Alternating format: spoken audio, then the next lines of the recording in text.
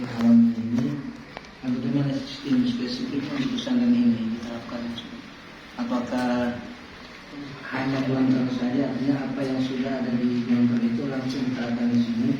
Apakah mungkin ada lagi yang mungkin digabung dengan metode yang ada di pesantren Nurul Haramain? Mungkin. Baik.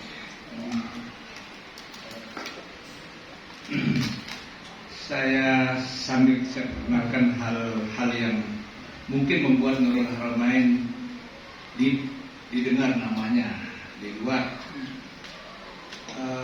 Ada beberapa hal yang kita di sini mengadakan pembaruan reformasinya, sekalipun beberapa tempat kami menimba ilmu terlebih dahulu itu sebagai acuan utama, tetapi sebagai sintesa. Namun dengan banyak kita mengalami perubahan di dunia sekarang ini, maka pertama-tama kita canangkan Nurul Haramain for the world. Jadi kita sudah teranjak Nurul Haramain tujuannya seluruh dunia. Kita persiapkan anak-anak untuk menjadi Muslim yang baik di dunia di mana saja. Maka berlaku bi ayatil khata anta ulun Islamiyah. Jadi di situ mengajarkan penguasaan bahasa yang maksimal, kemudian juga penguasaan komputer yang maksimal. Jadi untuk pertama kali Nurul Haramain sejak tahun 2007 menjadi pondok pesantren yang pertama bersama dengan Madrasah Ibtidaiyah di Singapura, yang menjadi sekolah yang satu guru satu laptop, satu guru satu komputer. Bagaimana bisa terjadi seperti itu?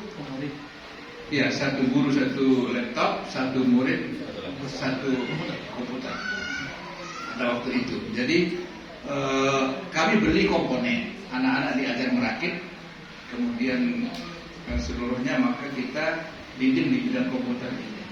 Tetapi ternyata sulit, maju sendiri itu sulit. Maka kami menyebarkannya ke semua pondok.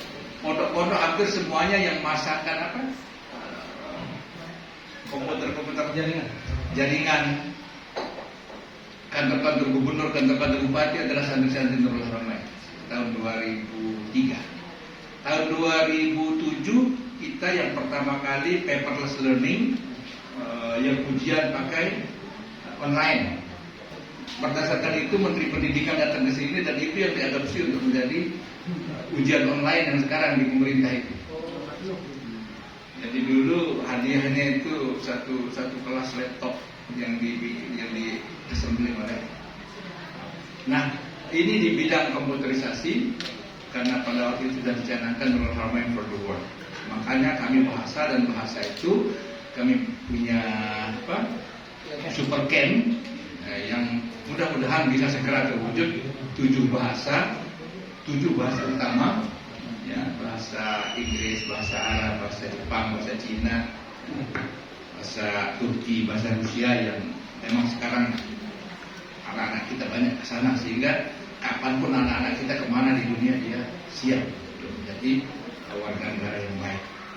Nah, berikutnya kemudian banyak hal yang koreksi dari masyarakat tentang pondok-pondok pesantren yang dianggap tidak ikut terlibat dalam bidang penghijauan. Maka kita Nurul Haramain kemudian mencanangkan Green Haramain, dan kita melakukan penghijauan itu sampai ikut juga penghijauan di Cina, di India dan seterusnya, sehingga pada tahun 2011 itu mendapatkan the most progressive Islamic School dari Ramon Magsaysay Award di Filipina, yang Nobel Asia. Kita dapatkan itu, dan hampir semua penghargaan di Indonesia yang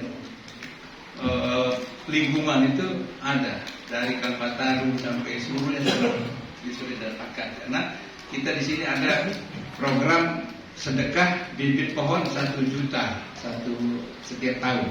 1 juta pohon kita sedekahkan, kita tanami, sehingga di Lombok ini sekarang kalau Bapak cari lahan kosong hampir tidak ada. Ini masyarakat sudah sadar.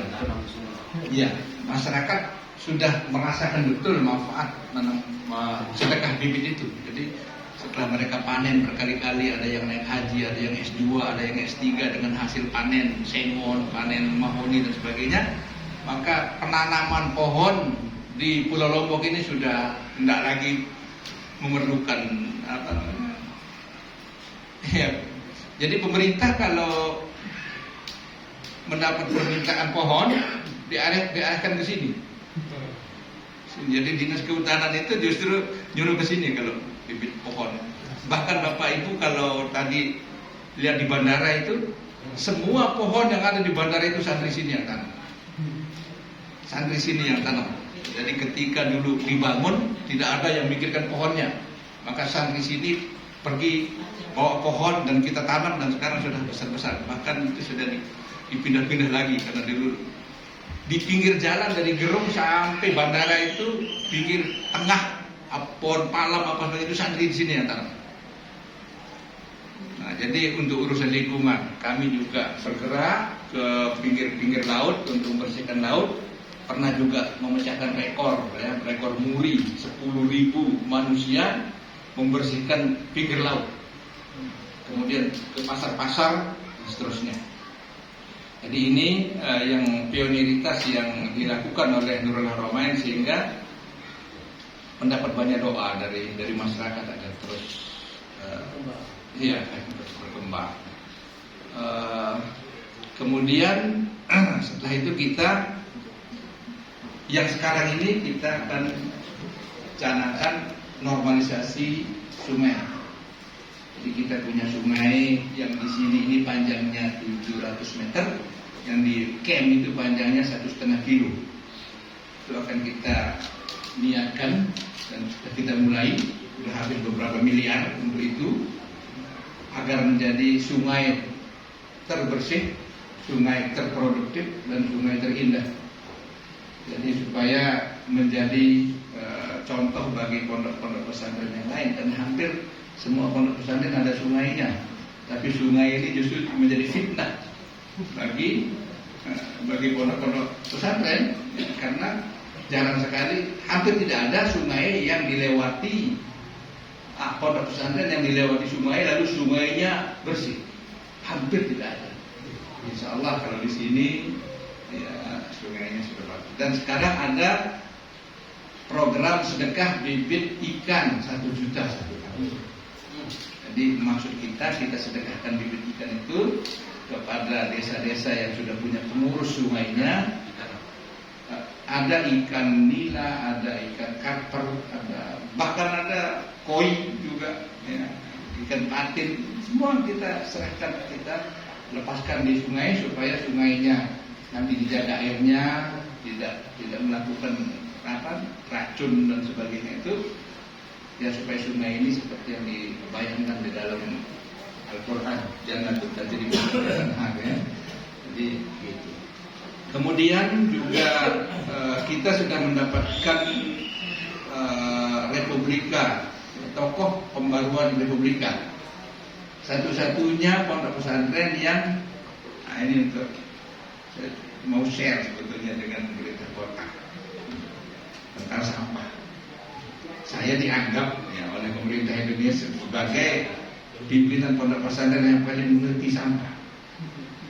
Dianggap sehingga beberapa kali diajak, bahkan pernah diundang 8 orang menteri mendengarkan saya hanya bicara tentang sampah. Sampai Pak Jokowi dan Ahok itu mengirim orangnya khusus ke sini untuk bagaimana sampah 3.000 orang di Nurul Haramain itu tuntas. Tidak ada yang terbuang keluar tembok. Tidak ada yang menginap. 3 ton sampah setiap hari tuntas selesai. Ya insya Allah Bapak Ibu kalau keliling di sini ada bedanya lah tentang persampahan. Itu bagaimana? Ya hanya Nurul Haramain di pondok pesantren yang sehingga kami tahun ini ngirim 97 guru ya ke beberapa pondok pesantren itu untuk menyebarkan ilmu pengolahan sampah di pondok-pondok pesantren yang lain. Bapak Ibu kalau punya pondok pesantren, kami bisa kirim gurunya tidak usah untuk ngajar usul fikih, tahu. Tapi untuk menularkan bagaimana ngurus sampah karena kita punya perhitungan-perhitungan yang sesuai dengan kemampuan kita. Kadang-kadang Bapak punya keinginan luar biasa untuk membersihkan Bekasi ya. Bekasi penduduknya berapa? 2. Dapat deh. Boleh saya share ilmu sampah ini? Ya, ilmu sampah. Dibuka, ya, dibuka. Berapa? 2,7. Tulis. 2.700.000. Hukum teori praktek empiris satu orang menghasilkan sampah 0,6 kg setiap hari. 0,6 itu berlaku di mana saja di muka bumi ini. Jadi orang kalau menghitung satu orang itu sampahnya 0,6 kg sehari. Ya coba 0,6 kilo kali 2,5 juta berapa? Nah ini kalkulator buka. Nah, ini ilmu sampah berapa? Berapa dapatnya? Ya, berarti 1,8. Iya, berarti Bapak sampahnya itu 1.800 ton. 1.800 ton sehari. Sampahnya Kota Bekasi karena penduduknya 2,5 juta. 2,5 juta kali 0,6. Saya mau ngajak Bapak, kalau Bapak mau Bekasi itu bersih biayanya berapa? Berarti satu dam itu mampu mengangkut sampah 4 ton. Berarti dam truk untuk angkut sampah yang Bapak perlukan berapa? 1.800 bagi 4 berapa? Ada kalkulatornya. 1.800 bagi 4 bagi 2 berapa? 450. Katakan satu dam itu bolak-balik 2 kali. Ya berarti setengahnya, ya dari setengahnya berarti sekitar 225. Bapak punya berapa armada sampah? Tidak kurang dari 200. Tidak kurang dari 200. Tidak lebih dari 200. Tidak lebih dari 200. Perlunya itu 225. Itu masih ada yang rusak, ada yang itu sampah di Bekasi bukan Bekasi saja. Itu sampah DKI Jakarta itu masuk ke Bekasi. Iya, itu urusan lain kan? Nah, oke. Itu urusan lain. Jadi yang penting sampah di Bekasi inginnya bersih. Inginnya bersih. Iya. Terangkut saja itu belum pemusnahan. Belum. Bapak mengangkut saja memerlukan 225 dan truk yang sehat. Kalau tidak ada itu, maka Bapak akan temukan sampah-sampah itu di pinggir jalan, di kebun, di sawah, di laut. Dia tercecer. Jadi kalau ilmu sampah ini rumus yang kedua, kalau mau sebersih Singapura biayanya 220.000 per ton. 220.000 per ton. Itu angkut sampai pemusnahan. Pemusnahan dengan cara. Itu kan ada kita borongkan sama orang. Itu mereka yang Kalau cari. Bekasi menggunakan sanitari lagi. Ya banyak berbagai teori. Dari segi pembiayaan, kalau mau seperti Jepang sama 440.000, 2 kali lipatnya seperti Jepang. Itu teorinya sudah begitu, sudah resmi secara ilmiah. Coba kita benar-benar media Lebih tersempit. Ya. Penanganan sampah di pondok pesantren. Jadi di pondok pesantren ini sesuai dengan kemampuan kita, maka pilihannya begini. Pilihannya kalau kita mau yang seperti Singapura kita pasti nggak mampu, Jepang apalagi, maka sebisa-bisanya kita. Yang penting, nah ini teorinya yang penting. Teori yang ketiga adalah sampah yang baik adalah sampah yang musnah. Ini yang ketiga. Yang keempat, tidak boleh ada sampah yang menginap. Nah itu bagaimana caranya? Maka bakar jawabannya yang sesuai dengan kemampuan kita. Kalau sistem Jepang, dia bikin silo sedalam 80 meter, lalu dipanaskan 3000 derajat Celcius. Apapun yang Bapak masukkan menjadi abu, selesai. Tetapi itu biayanya 440.000 per ton. Nah, tidak ada yang mampu negara lain. Sehingga sekarang pilihannya adalah kalau dibakar. Bakar pasti polusi. Pertanyaannya sekarang adalah asap, polusinya asap. Kalau Bapak tidak bakar, apakah tidak polusi? Tidak bakar itu polusinya 20 kali lipat daripada dibakar. Rupanya, baunya, ya, amoniaknya, gas metannya, tikusnya, lalatnya, nyamuknya 20 kali lipat tingkat bahayanya di antara dibakar dan tidak dibakar. Kalaupun Bapak tidak bakar, kalau dia menumpuk akan bakar diri sendiri, ya kan? Kan di tempat landfill kan dia nyala sendiri. Kalau Bapak tidak masukkan pipa untuk mengeluarkan gasnya itu, dia akan terbakar sendiri. Karena kalau nggak kebakar, lecetnya itu akan mengubah. Di Lombok ini pernah dicoba, Swedia gagal, Australia gagal untuk membuat diayak menjadi, karena kecepatan mengayak itu kalah jauh daripada kecepatan datangnya sampah. Berapa Bapak punya karyawan untuk suruh mengayak? Terus 0,6 kilogram per orang itu tidak pernah berhenti, datang terus. Nah, sehingga kami di sini membuat tungku pembakaran. Tungku pembakaran ini yang menggunakan elemen dan menggunakan bahan bakar dirinya sendiri. Nah, disinilah kita punya ilmiahnya adalah api kan tidak bisa nyala kalau tidak ada oksigen. Permasalahannya kan bagaimana membakar sampah yang basah. Basah itu ada air, berarti ada oksigen di situ. Maka sesungguhnya sampah yang basah itu sebetulnya bisa nyala asal ada elemen yang membakarnya. Jadi nyala. Kami setiap hari masukkan 3 ton, pagi sudah ketemu jadi abu. Setiap hari. Kalau kami tidak membakar sehari, kami akan tertimbun dari gunungan sampah yang 3 ton di sini. Elemennya apa tuh Guru tadi? Elemennya besi biasa. Besi. Bisa dilihat. Dipanaskan. Ya, nanti kalau dibakar, besi itu yang memerah, sentuh dengan sampah bagian manapun akan ikut terbakar, sehingga tidak memerlukan minyak, tidak memerlukan blower. Nah, kami pernah membangun untuk Kota Mataram, itu makanannya 10 ton sehari, Pak. Jadi pasar terbesar di sini itu 0, sampahnya setiap hari habis dimakan oleh alat tungku yang kita bikin ini. Tetapi pemerintah Kota Mataram ini tidak mau mengangkat karyawan 3 shift. Harusnya ada shift pagi, shift sore, shift malam. Kan sampah tidak bisa masuk sendiri.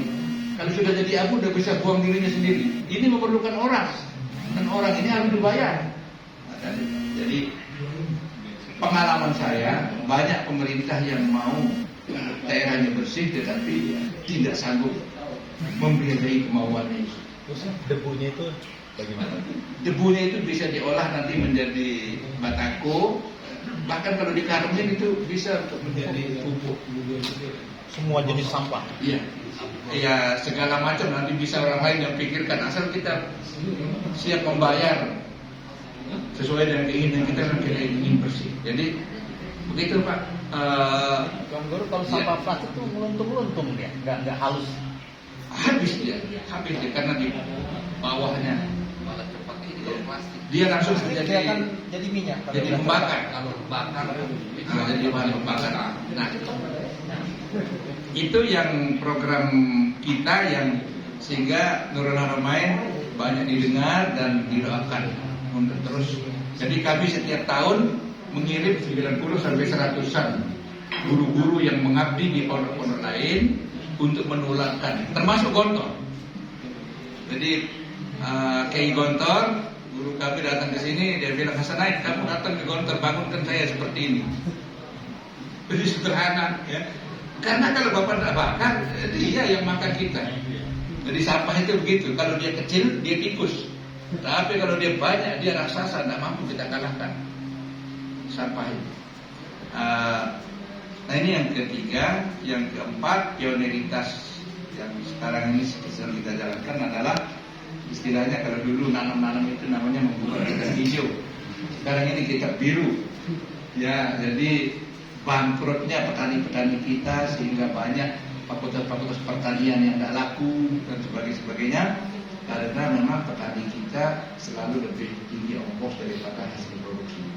Jadi kami sekarang sedang mengembangkan integrated farming, si pintar, sistem pertanian terpadu, sehingga satu segmen membantu yang lain. Nah, kita sudah berhasil menghemat padi, Pak.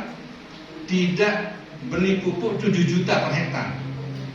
Jadi bersih, tidak pakai pupuk sama sekali, tapi pakai kotoran ikan. Ikan yang kita pelihara 6 ton sekali panen. Itu airnya dibuang ke sawah, dan sawah itu tidak lagi memerlukan pupuk. Nah, berarti harga pupuk bisa menjadi keuntungan. Nah, kemudian kangkung itu kalau diseri dengan eceng gondok, dia saling menghidupkan, saling menyuburkan, bahkan rasanya dan perkembangannya luar biasa. Kangkung dengan eceng gondok. Nah, eceng gondok kan musuh di mana-mana. Bapak juga banyak eceng gondoknya di sana. Jadi, nah, itu sebetulnya kalau diseri dengan kangkung, dia akan saling membesarkan, saling menyuburkan. Untuk Ya, kira-kira seperti itu. Jadi sekarang dalam tahap untuk menyempurnakan segmen-segmen pertanian ini sehingga santri dari pondok lain, masyarakat bisa datang ke sini. Kami siapkan tempat nginap, kami latih di sini untuk bagaimana agar bisa menjalankan pertanian yang menguntungkan sehingga agraria kita ini bisa memberikan harapan ke depan. Masyarakat masih mau menjadi petani tapi tidak rugi dan seterusnya.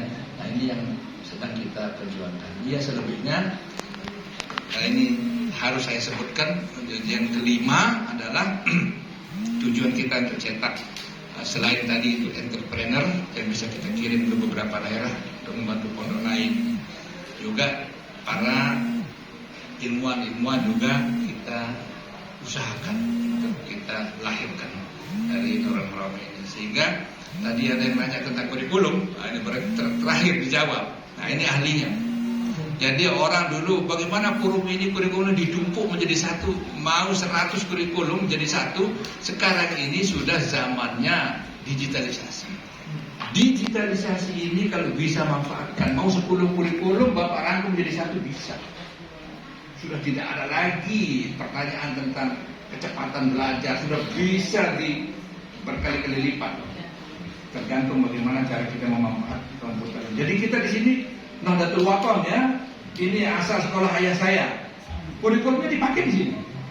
Kurikulum depan, ya. Kami pakai semuanya 100%. Kurikulum Bontor, pakai 100% di sini.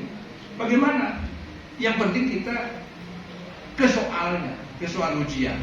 Jadi anak-anak itu dibukain saja soal ujian. Nanti kalau ujian kamu akan ditanya ini, usahakan bisa menjawab ini. Pertanyaan itu diambil dari semua kurikulum yang ada. Ini nanti anak-anak belajar ini. Indah sekali kalau malam berkunjung ke sini.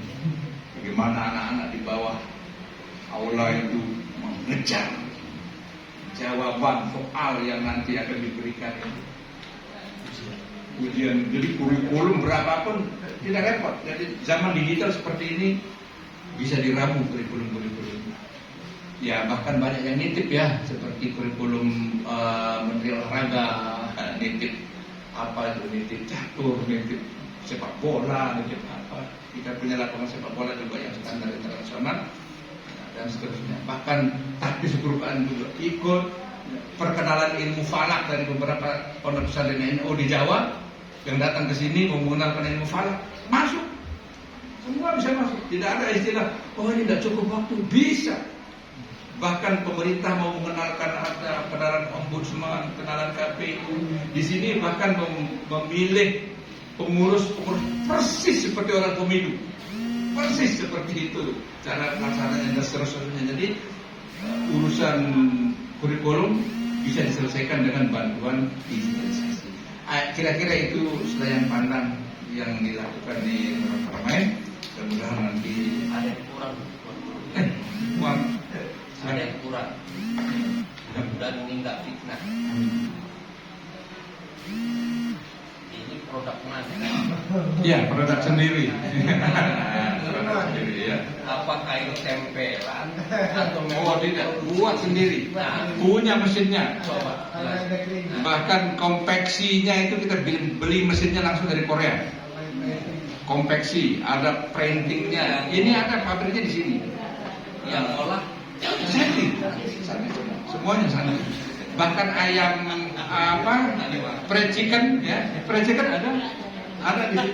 Fried chicken, ya, fried chickennya ada. Kita punya armada bus juga, bus pariwisata. Ya kita harapkan pondok-pondok lain ikut saham, ikut memiliki bus itu, mau namanya ditulis juga boleh. Jadi tamu-tamu luar negeri sudah akrab dengan bus pariwisata Parlemen. berarti halal nih ya. Halal. Ada sertifikatnya juga, sertifikat halal dari Ya. Tuan Guru mau nanya nih. Ya, silakan terbuka sekarang sudah. Yang kurikulum sudah terjawab. Yang kurikulum sudah terjawab. Sudah terjawab malum? Oke, yang kurang-kurangnya begitu. Tuan Guru mau nanya. Silakan. Itu di Cigombong Bogor itu ada pesantren Nurul Haramain. Apakah itu cabang dari sini atau seperti apa? Karena di sana juga ada mobil kayak Golfer juga. Ya. Satu. Yang kedua ini saya lihat Ki Abu Bakar tertarik terkait sampah Ki. Ya. Karena beliau punya pesantren muridnya sampai 800 dia. Dia agak serius begini lihatnya nih. Jadi ntar biar lihat itu dah. Sama sana ya. Nah, itu Tuan Guru pertanyaan saya. Terima kasih. Ya temannya orang rumahnya dia itu teman saya. Jadi kebetulan ngirim salam. Sampah ini ada ya apa istilahnya ada kredonya. Sampah ini kredonya begini. Semakin sibuk seseorang atau suatu lembaga, sampahnya pasti banyak. Satu. Yang kedua, semakin kreatif, semakin rajin, semakin pinter, sampahnya semakin sedikit bisa disedikitkan. Nah itu. Semakin malas, semakin bodoh, semakin sampahnya merusak. Ini aja. Jadi sebetulnya kita bisa melihat pondok pesantren itu dari sampahnya. Lihat sampahnya. Dari sana kita bisa lihat pondok pesantren itu seperti apa. Saya itu Tuan Guru, di rumah sudah buat juga kobong. Ya. Yang kreatif sendiri saja. Ya. Memang sampah habis di situ. Ya. Cuma yang tadi yang elemennya yang belum ada saya itu. Oh, yang tadi. Jadi masih manual pakai minyak tanah. Rugi, Bapak Rugi. Iya. Bapak Rugi. Gitu. Ya. Nah itu makanya saya perlu. Yang kedua, karena pesantren di Jakarta. Ya. Pesantren di Jakarta. Jadi air cuci mandi itu saya bermasalah. Karena dia tidak ada aliran air kemana-mana. Nah, telepon ya. Barangkali Tuan Guru ini ada solusi gitu. Saya kira begini, solusinya adalah selama ada 800 orang atau sampai 1000 orang yang akan urun untuk membiayai itu semua, insya Allah selesai.